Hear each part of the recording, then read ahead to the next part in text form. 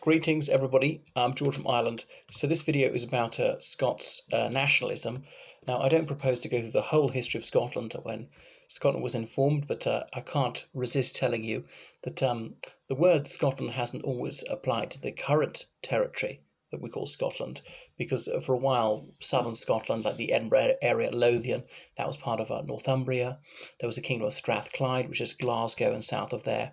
So Scotland was a smaller bit further north than it is now, and although the Picts as well. The Scots are originally an Irish tribe, but not proposing going to the Anglo-Scots Wars.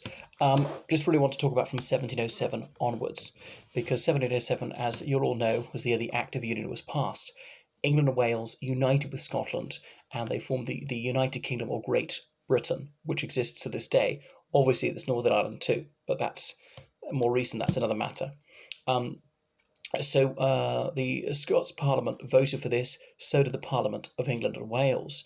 Now, why? It hadn't been considered very long before. Obviously, from 1603, Scotland and England had shared a monarch, but they hadn't given much thought to uniting their parliaments. Well, the Darien venture had failed shortly before that. That was some Scots merchants had conceived the ingenious plan of setting up a trading post on the coast of Panama, and they was going to make their realm rich. And so they bought the sort of wares that people in a tropical climate would want to purchase, such as woolen wigs and things like that. But they invested so much of their money in the Darien venture that it was a complete cataclysm, and the Scots economy was on the brinks of collapse. So that was one of the many reasons why they united. The War of Spanish Succession was ongoing. Remember Queen Anne, she was Queen of Scots and Queen of England, Queen of Ireland as well.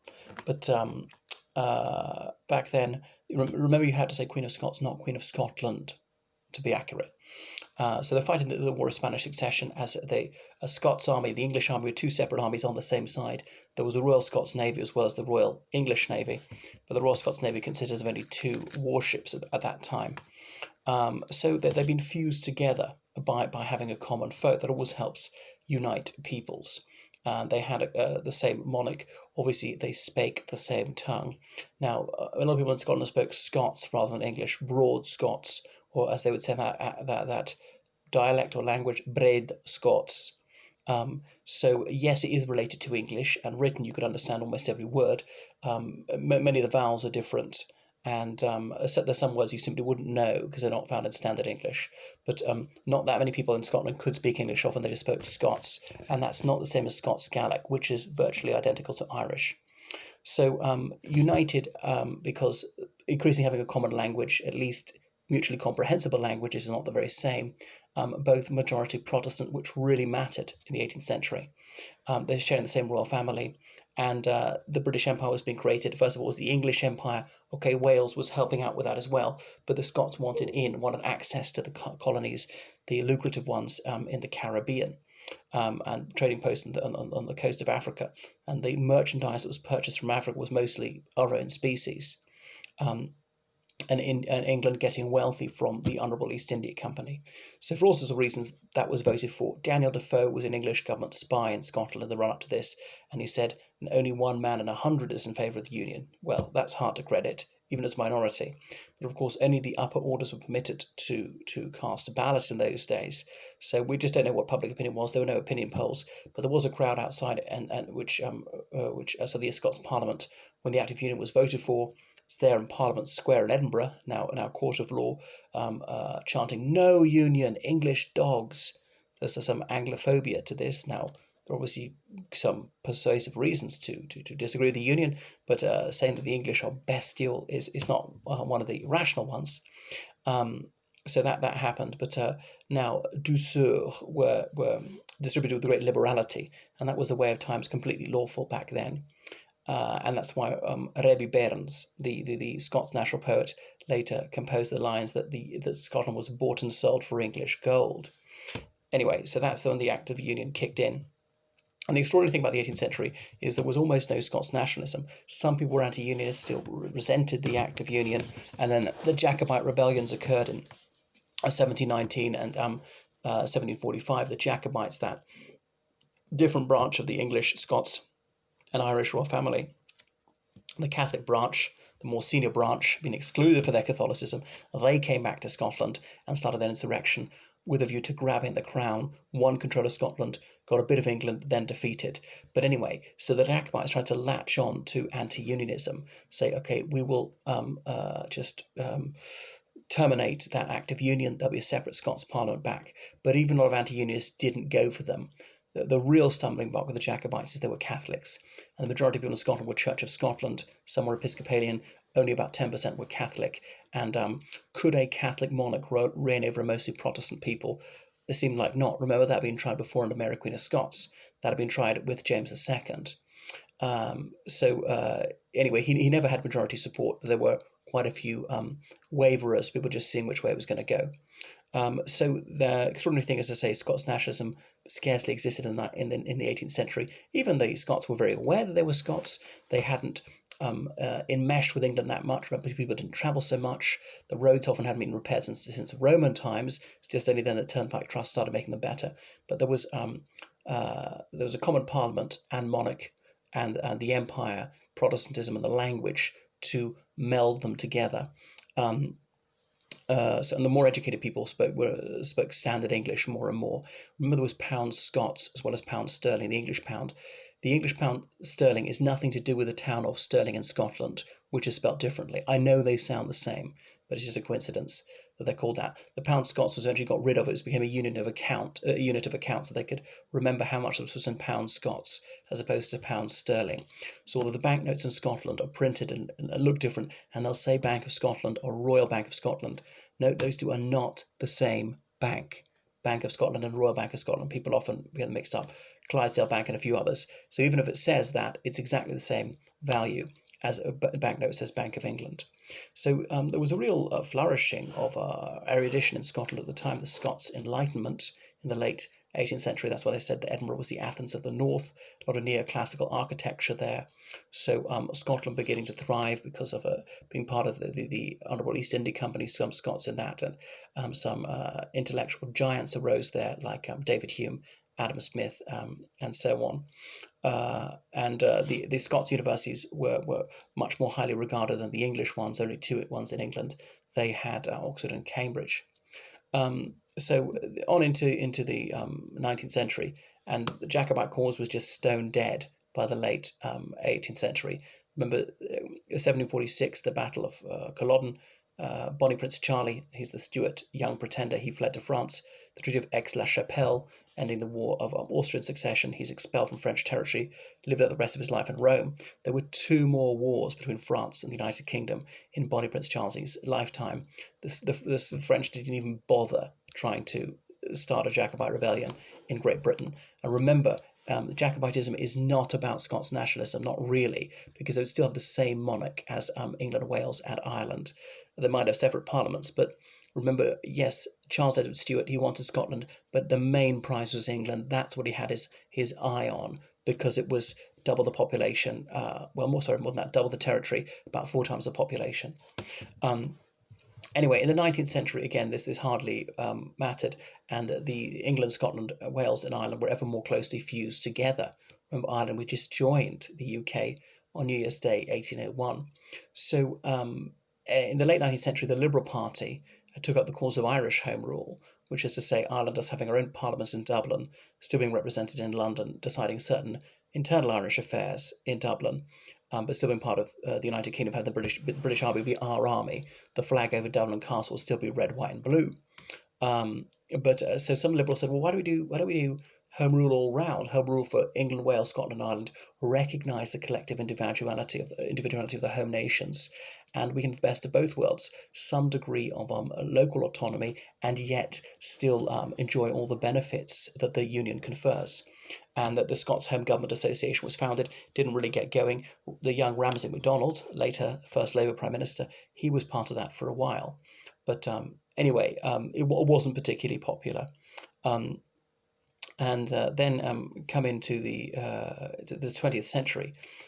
In the very early 20th century, the National Party of Scotland was founded, and there was another Scots Nationalist Party, I forget what it's called, but the two fused in 1928. And it was seen as very much a lunatic fringe idea. but some Liberals by the 1920s were saying this is a good idea. Remember, Southern Ireland, we'd left the UK about that stage. Northern Ireland had devolution. There was the Parliament of Northern Ireland. But the Conservative and Unionist Party really ruled the roost. And because of the mastery of the Conservative Unionist Party, it wasn't going anywhere. Labour wasn't interested. Remember, Labour was founded by James Keir Hardie, who was in North Britain, and the first Labour Prime Minister, as I said, James Ramsay MacDonald, he's from Lossiemouth, which is in northern Scotland. Is it Nairnshire, Banffshire, right up there in the Moray Firth. So, he had no truck with Scots nationalism. Remember, actual separatism just wasn't even an idea apart from the National Party of Scotland.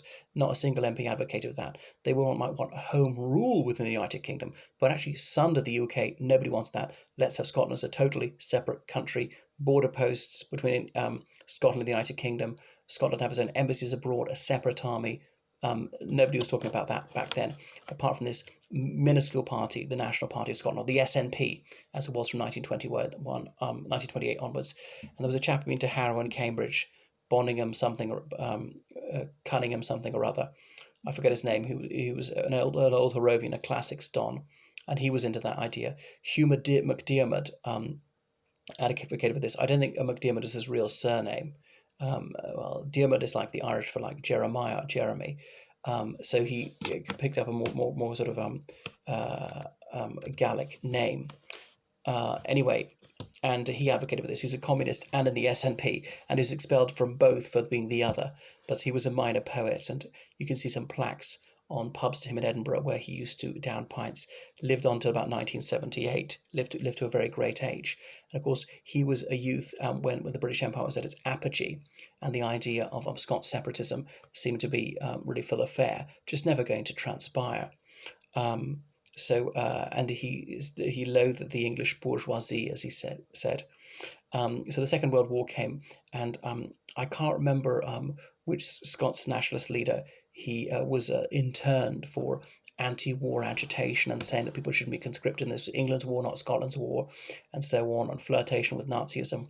And there was one Scots separatist, I don't remember his name, bit of a Lord Haw type, ended up in Das Dritten Reich, broadcasting in English or perhaps in Bred Scots to North Britain, urging these soldiers, to mutiny and to take up the cause of Nazism, so that North Britain would separate from the United Kingdom.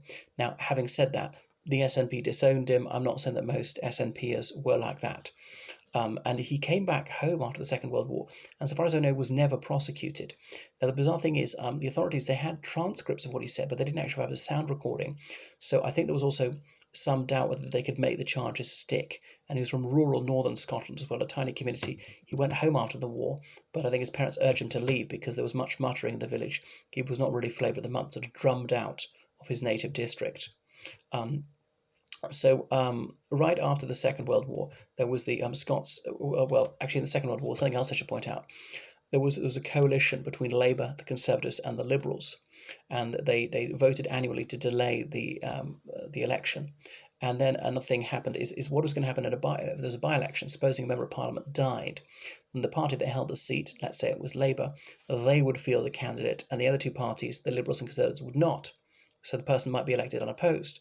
But this pact didn't apply to extra parliamentary parties, really tiny parties. There was no law against standing, and they did, or independents.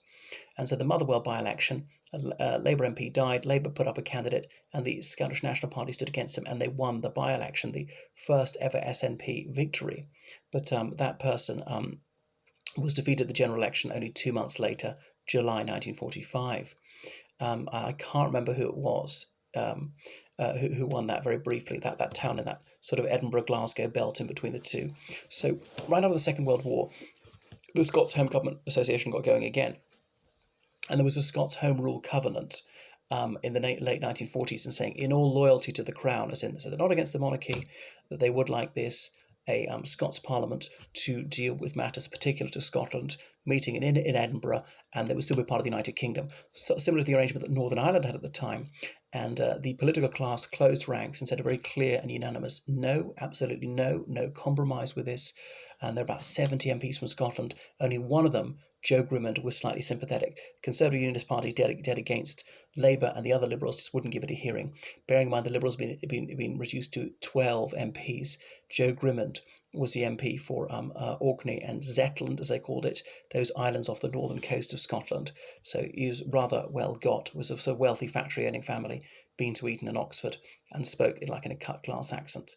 So despite a couple of million signatures, almost half the Scottish population signing it, it got nowhere, and it just died a death, and it fizzled out. By the 1950s, Scottish separatism was very weak. Even the idea of home rule was weak. Obviously, there was, I think it was 1952, or 1950, yeah, Christmas Eve 1950, when the Stone of Destiny was stolen from Westminster Abbey. Remember when Edward I, Malorum Scotorum, had defeated the Caledonians, he'd taken the Stone of Destiny from Scone. The Stone of Destiny supposedly came to Scotland from the Holy Land, and it's mentioned in the Bible. You know, that dream with who's got his head on it, is it Jacob, and seeing Jacob's ladder and the angels going up and down to heaven and things like that. And the kings of Scots, they sat on that when they were crowned, and that was put under King Edward's chair in Westminster Abbey. So some undergraduates stole it, and there was a big hoo-ha, but they hid it in a field in Kent, and those people were searched. Apparently they broke it up a bit so it wouldn't be recognised. It was later returned, it was going to protest.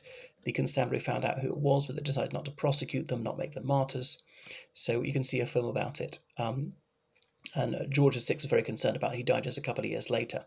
But it drew attention to their cause. And so there were some undergraduates who were part of the Scottish Nationalist Association at their universities. Remember, there were only 4 universities in Scotland at the time, and a tiny proportion of people went to university back in those days. Having a degree back those days is a bit like having a PhD today. Very rare. So the idea got going in the late 60s when there's more disenchantment with the Labour government, partly, and also Welsh nationalism got going. The Ulster Troubles were erupting rather, and so then Margaret Ewing won a Motherwell by-election, the seat that her party had won over 20 years earlier. So the first SNP politician to win a seat in a parliamentary election, a Westminster election. So the early 70s, the Ulster Troubles were just exploding even more. Oil had started to pump in North Britain, and there'd been so many arguments against it. It just won't happen. It's crazy. We're perfectly happy as we are, and it just couldn't work. What we do economically would be bust. But then the SNP's answer to that from the 70s was North Sea oil, that we could fund it. Anyway, so the British Empire had dissolved. That was no longer binding people together. And so what else?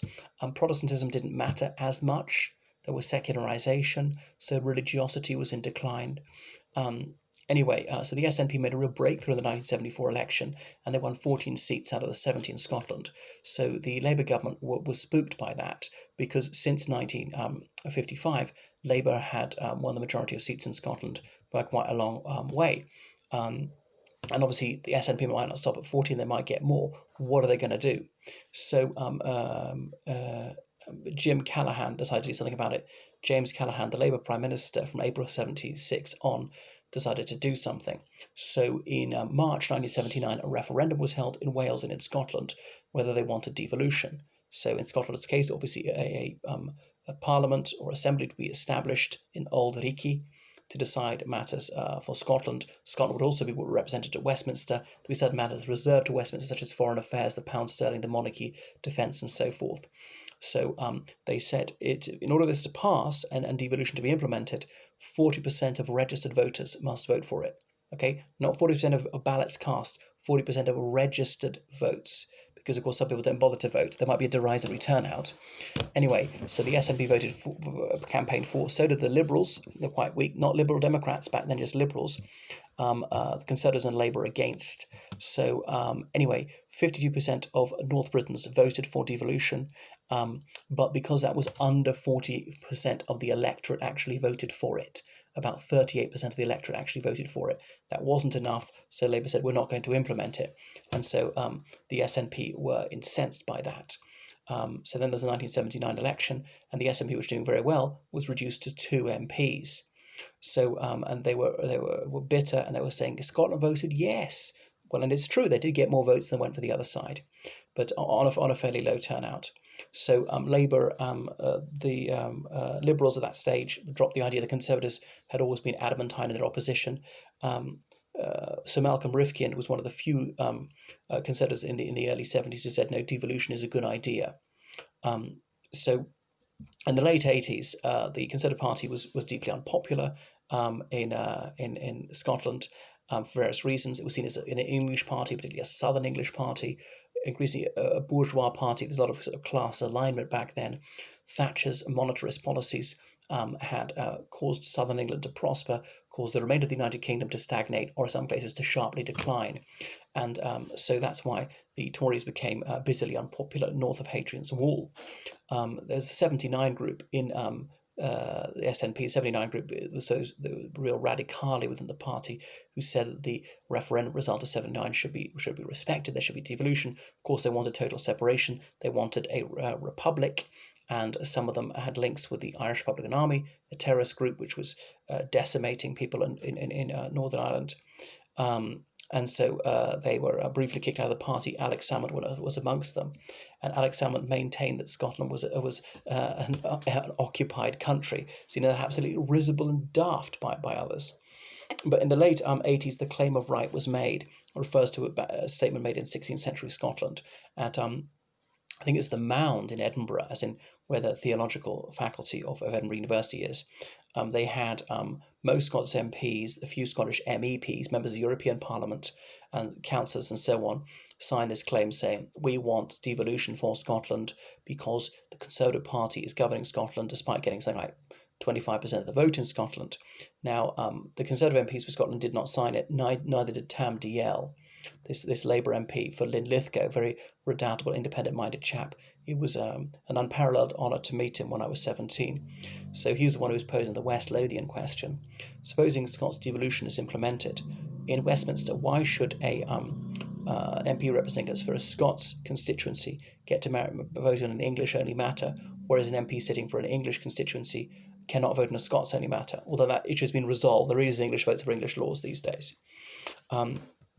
Anyway, another thing was the community charge, or the poll tax as it was dubbed, which was introduced in Scotland in 1989 because the rates came up for review, and that infuriated many people in Scotland. And it shows how the Tories are an anti-Scots party and they treat us abysmally and all the rest of it. It was very unpopular policy. I won't go into it very much, but it's about local taxation for your local council, your county council, or a city council, whatever it is. And the Conservatives said so there's going to be the same amount for everyone, just about. I think pensioners exempt, students exempt, the unemployed exempt. There's a slightly lower rate for people on low incomes. And so, but is commonly dubbed the poll tax, as in head, every person has to pay the same, which is an oversimplification. So there was a mass non-compliance, can't pay, won't pay. And it was just unenforceable, cost more to collect than it actually raised in revenue. So it was catastrophic. It was Thatcher's bright idea. Lord Waldegrave, currently the Provost of Eton, he was the one who railroaded it through. But a year and a half after it was implemented is what brought down Thatcher. Obviously it was extended to Northern Ireland and Wales and England. But that was eventually scrapped. We've now got council tax. So the Conservatives actually did not that badly in the 92 election in Scotland, but in 1997 were annihilated. Conservative Scottish MPs became an extinct species, or I should say those sitting for Scots constituencies. There were some Scotsmen who sat as Conservative MPs for English constituencies, and indeed the Conservative Party was annihilated in Wales. Obviously, then so Alex Salmond had been leader of the SNP from 1988. He'd really reinvigorated the party.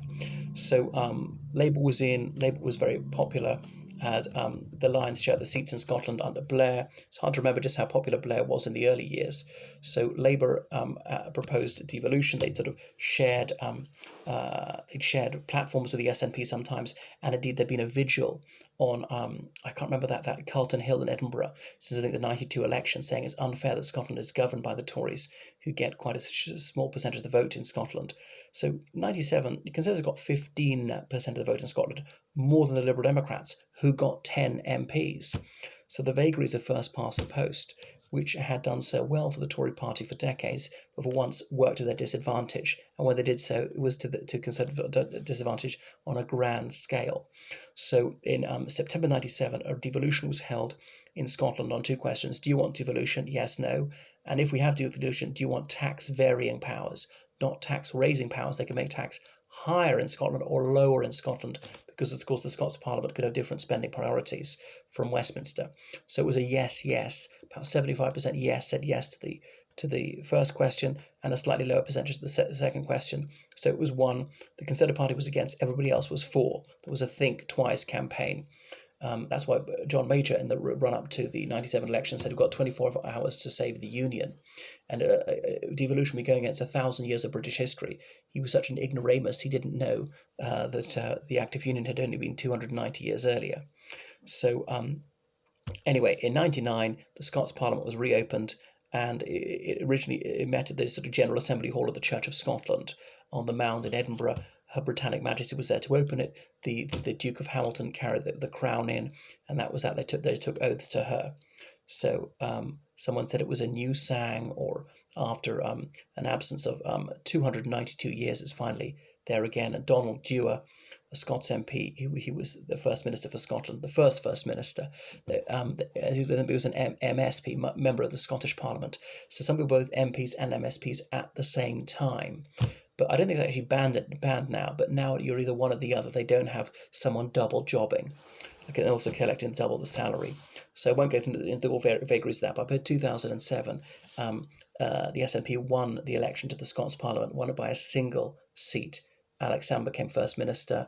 We know there was that referendum in 2014, which was the idea of separation was defeated. 45% to 55%, and now Nicola Sturgeon is there, the first woman to be First Minister.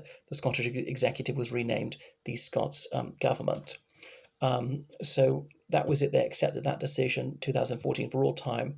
Scotland is, of her own free will, part and parcel of the United Kingdom. But then came the Brexit referendum. Now, the SNP had originally begun against the European Economic Community. Independence is independence. Then they started saying independence in Europe is an oxymoron. Now, you could want Scotland to be in the UK and in the EU.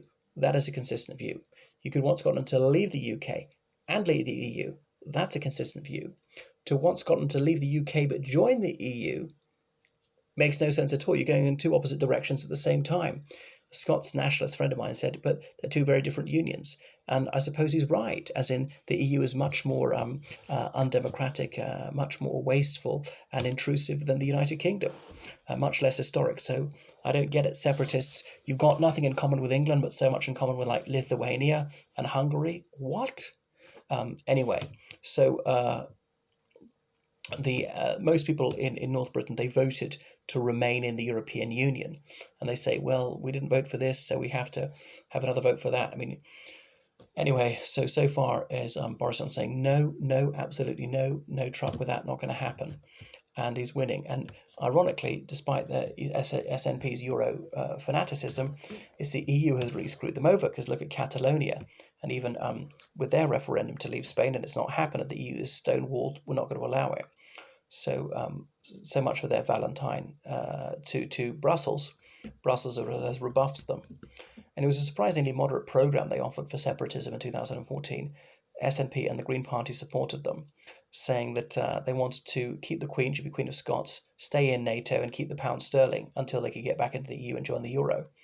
Well, and the United Kingdom said you wouldn't be allowed to use the pound. Having said that, how would you stop them? We'll just carry on using it. Some countries unilaterally abolished their country and started using the US dollar. Anyway, so I don't think it will happen. I'm a little bit worried. Polls for the first time show a kind of consistent majority for separation, not by much, by 52%. It's quite high amongst young people. So will it die a death? It depends on how Brexit goes. Does the country prosper? A Labour government in Westminster would help because the Conservatives are more unpopular. It's extraordinary that the Conservatives made a bit of a comeback in 2015. They've been rehabilitated, I suppose, by campaigning for the Union.